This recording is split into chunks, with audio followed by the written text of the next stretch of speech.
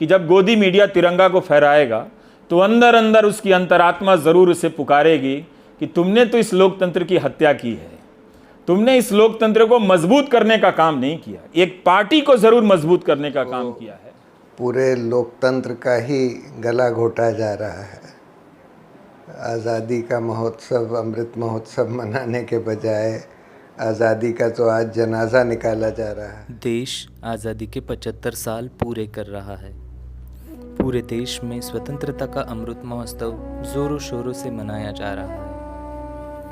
लेकिन क्या है देश के मौजूदा हालात? देश का मीडिया, न्यायपालिका, मुस्लिम, दलित, माइनॉरिटी कम्युनिटीज़, क्या लगता है उनको आज़ादी के 75 साल के बाद? देखेंगे पूरी रिपोर्ट इस वीडियो में।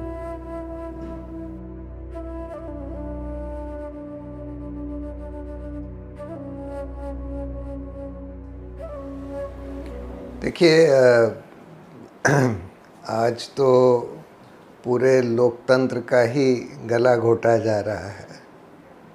आज़ादी का महोत्सव, अमृत महोत्सव मनाने के बजाय आज़ादी का तो आज जनाजा निकाला जा रहा है।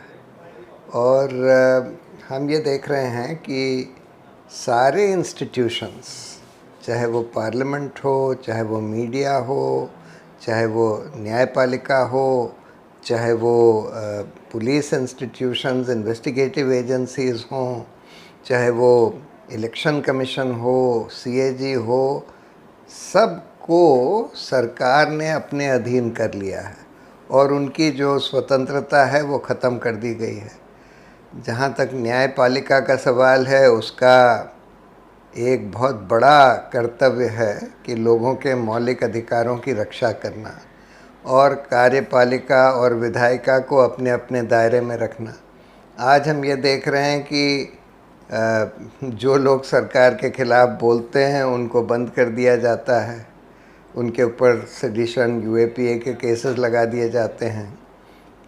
आज हम ये देख रहे हैं कि अल्पसंख्यक, खासकर मुसलमानों के ऊपर बहुत बड़ा हमला हो रहा है, उनके घर बुलडोज कर दिए जा रहे हैं, उनको गोली मार दी जा रही है, उनको सड़कों पर लिंच किया जा रहा है। उनके खिलाफ़ सारा जो मेन स्ट्रीम मीडिया और जो सोशल मीडिया है, सब पर गाली गलौच होता है, लिंचिंग, ऑनलाइन लिंचिंग होती है। तो इसलिए सुप्रीम कोर्ट और हाई कोर्ट का बहुत बड़ा कर्तव्य है ऐसे एटमॉस्फेयर में, लेकिन हम देख रहे हैं कि वो उनमें पूरा विफल हो रहे हैं और इसको रोक नहीं रहे हैं या रोक नहीं पा रहे हैं। और कई केसेस में तो हम ये देख रहे हैं कि बिल्कुल उल्टा कर रहे हैं कि सुप्रीम कोर्ट की तरफ से जो लोग याचिका करता हैं, जो अपने अधिकारों के लिए या दूसरों के अधिकारों के लिए आते हैं, उन्हीं को पीनलाइज किया जा रहा है।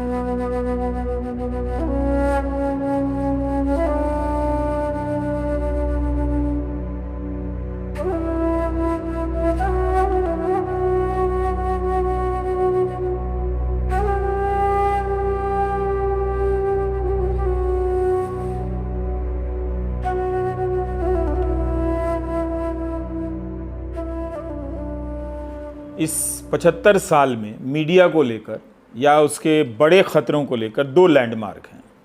एक आपातकाल का लैंडमार्क है और एक 2014 के बाद का लैंडमार्क है। आपातकाल का जो ड्यूरेशन है वो बहुत कम है, 3-4 वर्षों का है। उस दौरान उसमें भी कंट्रोल का जो वर्ष है वो 1-1.5 साल का है। उसमें ज़रूर कंट्रोल हुआ और गलत हुआ, लेकिन दोनों में बहुत अंतर है। आपातकाल के समय जनता मीडिया से अलग थी, वो स्वायत्त थी। उसे ये पता था कि मीडिया बिक गया है, ख़बरें जो हैं वो सरकार कंट्रोल करके पेश कर रही हैं, अपने हित में सरकार पेश कर रही है। तो जनता उस मीडिया के पीछे नहीं थी, बल्कि उस मीडिया को उसकी हाल पर छोड़कर जनता ने लोकतंत्र के निर्माण का अपना रास्ता चुन लिया, चाहे बिहार से हो चाहे गुजरात से हो। लेकिन 2014 के बाद से दूसरी चीज़ होती है, ये बहुत लंबा चलता है और बहुत तेज़ी से चलता है। जो ये मीडियम है उसका स्पीड बहुत बदल जाता है, इसके कंट्रोल का स्केल बहुत बदलता है और 24 घंटे के टेलीविज़न के ज़रिए पूरे जो डेमोक्रेटिक क्वेश्चंस हैं, सवाल हैं, मूल्य हैं, वैल्यूज़ हैं, उन सब की कटाई छटाई होनी शुरू करती है और जो लोग भी अपोजिशन है उसकी हत्या की जाती है। आपातकाल में मीडिया की हत्या हुई थी, है ना। जो आडवाणी का कथन है, वही आडवाणी 8 साल में तो बोल नहीं पाए। अखबार तो पढ़ते ही होंगे ना आडवाणी जी, ऐसा तो नहीं है कि अखबार नहीं पढ़ते होंगे, ऐसा तो नहीं कि लिखना भूल गए होंगे, उन्हें लिखना तो अब भी आता होगा, लेकिन अब वो खुद नहीं लिख सकते हैं। लेकिन आपातकाल में या उसके बाद इतनी स्थिति थी कि वो ये बात बोल सके कि मीडिया को झुकने के लिए कहा गया, वो रेंगने लगा। लेकिन अब वो ये बात कभी नहीं बोल पाएंगे कि मीडिया के जरिए इस देश के लोकतंत्र का गला घोटा गया है। तो ये एक बड़ा बदलाव हुआ है कि ये ड्यूरेशन दौर बहुत लंबा है, अभी और चलेगा, इसका स्पीड बहुत ज़्यादा है और एक अखबार एक चैनल की जगह कई 100 चैनल हैं जो लगातार एक तरह से जो भी सवाल उठा रहा है। जब इस देश में किसानों को आतंकवादी कह दिया गया तो कोई बड़ी बात नहीं है कि कौन आतंकवादी कह दिया जाएगा, लेकिन किसानों को आतंकवादी कहने से पहले चरणों में किसी लेखक को कहा जा रहा था, अरुंधति रॉय को आतंकवादी का समर्थक कहा जा रहा था, तो कभी उमर खालिद को कहा जा रहा था, कभी कन्हैया को कहा जा रहा था। तो एक एक व्यक्ति को उठाकर इस तरह से निशानदेही की जा रही थी और जब उसी तरह के सवाल किसानों ने उठाए तो कहा गया कि किसान ही आतंकवादी हैं। तो इस देश का मीडिया जो है वो जनता का पक्षधर नहीं है। इस देश की मीडिया को जनता पसंद नहीं है। जनता को अभी ये बात समझ में नहीं आ रही है, उसे ये तस्वीर साफ साफ समझ में आ जाएगी एक दिन। कुछ लोगों को आने लगी है कि ये जो मीडिया है वो लोकतंत्र का हत्यारा है। तो अब जब तक ये गोदी मीडिया रहेगा, भारत में लोकतंत्र की कोई भी लड़ाई पूरी नहीं हो सकती है, ना शुरुआत हो सकती है। अगर आप लोकतंत्र की कोई भी लड़ाई शुरू करना चाहते हैं तो आपको इस गोदी मीडिया से लड़ना पड़ेगा। अगर आप गोदी मीडिया से नहीं लड़ रहे हैं, लोकतांत्रिक तरीके से नहीं लड़ रहे हैं, तो आप लड़ाई के नाम पर फालतू समय बर्बाद कर रहे हैं। और ये गोदी मीडिया जो है वो आपातकाल के समय का गोदी मीडिया नहीं है। ये कई लाख करोड़ की इंडस्ट्री है, इसमें बहुत सारे लोग लगे हुए हैं जो टेलीविज़न के अलावा ट्विटर पर भी उस प्रोपेगेंडा को फैला रहे हैं। इसके अलावा एक आईटी सेल लगा हुआ है जो पूरे मीडिया को कंट्रोल कर रहा है, उसके लिए एक माहौल बना कर देता है। तो ये जो कंट्रोल हुआ है आपातकाल में, ये नहीं हुआ कि हमने मीडिया का गला घोटा, तो ये ख़राब अखबार के पत्रकारों, ख़राब संपादकों जो झुक गए हैं, उनके लिए एक जनता ला कर दी गई कि आप इन पे विश्वास करो। लेकिन इस दौर में आईटी सेल और राजनीतिक समर्थन और निष्ठा के बल पे एक जनता उपलब्ध कराई गई है गोदी मीडिया को। तो गोदी मीडिया के पास भी एक जनता है। तो लोकतंत्र की हत्या की भागीदारी में अगर आप देखें कौन कौन स्टेक होल्डर हैं, तो गोदी मीडिया के साथ साथ इसे देखने वाले लोग भी हैं, इसे विज्ञापन देने वाले लोग भी हैं। तो इस बार ज़्यादा बड़ी ताकत मिलकर गोदी मीडिया के पीछे छिपकर लोकतंत्र की हत्या कर रही है। और एक माहौल ऐसा बना दिया गया है कि अब आप न्यायपालिका पर भी सवाल नहीं कर सकते, अब आप पुलिस पर भी सवाल नहीं कर सकते और अब आप सवाल सरकार पर भी नहीं कर सकते। और रही बात प्रधानमंत्री की, तो आजकल इन दिनों वो काला जादू की बात करने लगे हैं। तो काला जादू क्या हुआ है वो अच्छी तरह से जानते हैं। तो ये हमारे देश का 75 साल में जब आप तिरंगा फहराएंगे, कोई भी ऊपर की तरफ देखेगा तिरंगा को लहराते हुए, तो उस वक्त उसके रोएं तो खड़े हो जाएंगे। इतना प्यार तो इस देश का लोग करता है, अपने तिरंगा को करता है। लेकिन चूंकि प्यार में आप सारी बात नहीं समझते हैं कि क्या क्या चीज़ें प्यार करते हैं और प्यार में किन किन गलत चीज़ों को आप देखना बंद कर देते हैं, तो आप इस गोदी मीडिया को नहीं देख रहे हैं। जब आप इस गोदी मीडिया का हरकत को देख लेंगे, तब आप जब तिरंगा की तरफ देखेंगे तो आपका सर नीचे झुक जाएगा। इसलिए झुकेगा कि आपको यकीन हो जाएगा, आपको लगेगा कि आप सच्चे अधिकारी नहीं हैं इस आज़ादी और लोकतंत्र के। जो डिज़र्व करता है वही तो सल्यूट करेगा, जो इस डेमोक्रेसी की हत्या करता है वो सल्यूट थोड़ी करेगा। वो जब सल्यूट कर रहा होगा तो वो नाटक कर रहा होगा। तो जो लोग भी नाटक से सल्यूट कर रहे हैं इस तिरंगा को, उनके भीतर तो कोई आवाज़ जरूर आएगी। यही पावर है, जब आप किसी राष्ट्रीय चिन्ह को देखते हैं, यही शक्ति है तिरंगा की। तो मुझे यकीन है कि जब गोदी मीडिया तिरंगा को फहराएगा तो अंदर अंदर उसकी अंतरात्मा ज़रूर उसे पुकारेगी कि तुमने तो इस लोकतंत्र की हत्या की है, तुमने इस लोकतंत्र को मजबूत करने का काम नहीं किया, एक पार्टी को ज़रूर मजबूत करने का काम किया है। तो ये तिरंगा जो लहरा रहा है वो तुम्हारी वजह से नहीं, बल्कि इसलिए लहरा रहा है कि तुम्हारी हजारों कोशिशों के बाद भी ये तिरंगा लहरा रहा है, और इसलिए लहरा रहा है कि वो आगे चलकर इसी देश में हिसाब करने वाला पैदा कर देगा, जो पूछेगा कि आपको जब पत्रकार बनाया गया था तो आप गोदी मीडिया बनकर इस देश को गुलाम बनाने में क्यों लगे हुए थे। तो इस 75 और ये 2014 के बाद के दौर को आप इस तरह से समझ सकते हैं। जब आज हम 75वां साल में अपना इंडिपेंडेंस डे का ये सब सेलिब्रेशन कर रहे हैं, जैसे कि गवर्नमेंट जो भी कर रही है जिस तरीके से, तो मुझे लगता है कि हमारे लिए भी ये उतना महत्व नहीं रखता।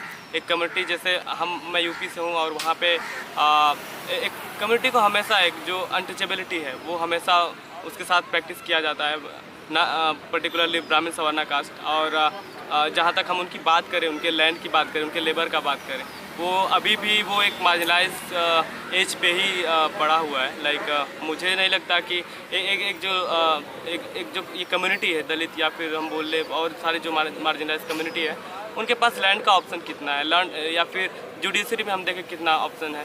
अभी हम रिसेंटली ही रिपोर्ट देखे, मतलब डिफरेंट मतलब जो रिपोर्ट्स आ रही हैं उनमें हम देख रहे हैं कि प्रोफेसर्स कहाँ हैं, प्रोफेसर्स के अपॉइंटमेंट कहाँ है, यूनिवर्सिटीज़ में बच्चे कहाँ हैं, उनका रिप्रेजेंटेशन कहाँ है, जुडिशरी में कहाँ है, विधायिका में कहाँ है। तो हर जगह पे मुझे लगता है कि 75 साल के बावजूद भी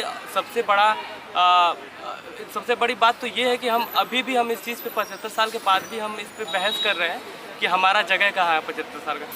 Word freedom is kind of, I don't know how can we say it as like very free, because every single time we are being remembered of our identity, of our existence itself is like based on our identity. Like you are a Muslim, so you have to be a Muslim. Like then only, you know, when I say my name or when I just wear a headscarf, which is very normal, people consider me as like something secondary. Like if you're having some kind of another names, maybe Hindu names to be more specific, you are just being Indian. But how certain is always considered as culture, as Indian, whereas the other is kept as always the other.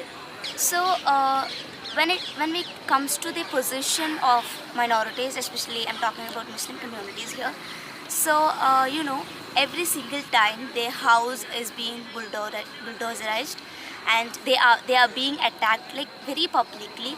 So the wealth of this nation, wealth of this particular community is being spent on, you know, making it from the very start, like from the very beginning itself.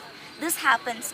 So I don't think they really can move on like to over a period, because or to above some space, because every single time they are being criminalized, they are being dehumanized, and they are being attacked. So the wealth, the power, the time, the energy, everything is being used for just to, you know, making it to the normal. Like, so it's very hard when it comes to the you can just check the number of people from OBCs, SCs, STs, or after all these years of reservations, what is the ratio, what is the proportion of the OBC Muslim women such students in these mainstream campuses, you know, prestigious institutions of this nation. And when it comes to its future, like what is the reason? So the reason is definitely the hatredness produced, because we know in India we have different communities, different languages, different cultures, different religions, different gender, like everything. So this homogenization, assimilation of all cultures into a single one, considering them, you know, into something which certain people consider as Indian, which is considered as ideal of being Indian, and those who do not, or those who are not able to fix into it, are considered as the other and being kept aside. This is here again and again they are being vulnerized. So this is the reason, the hatredness produced by certain communities or certain kind of people for their own, you know, agenda. So that is the reason behind this.